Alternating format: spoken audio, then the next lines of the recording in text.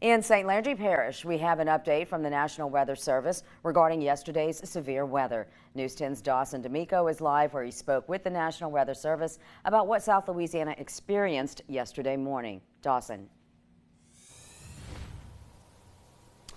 Yes, Darla. The National Weather Service actually confirmed that St. Landry Parish was one of the hardest hit areas in all of southeast United States, actually, where the storm was confirmed to be from southeast Texas to all the way to parts of Alabama as well.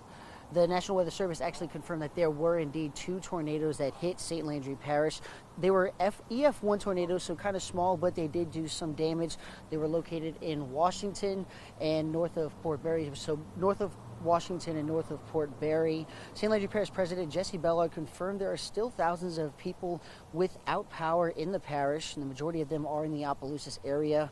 Over 75 trees widespread across the parish were knocked down from yesterday, and 50 roads were closed as well. The parish president did confirm that a lot of progress has been made since then, and Bellard says people will be working nonstop all weekend to clean up the damage on the roads. We are actively removing trees every day, and I think this will go on until at least Saturday. And that's just cutting and pushing. That's just putting the trees to the side so we can have emergency vehicles pass and the people that can get back to their house.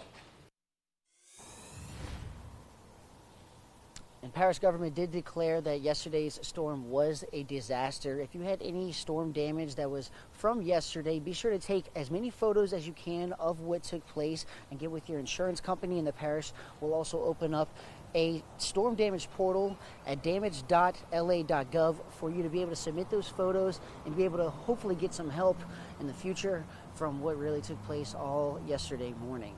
In St. Landry Parish, Dawson D'Amico, KLFY News 10.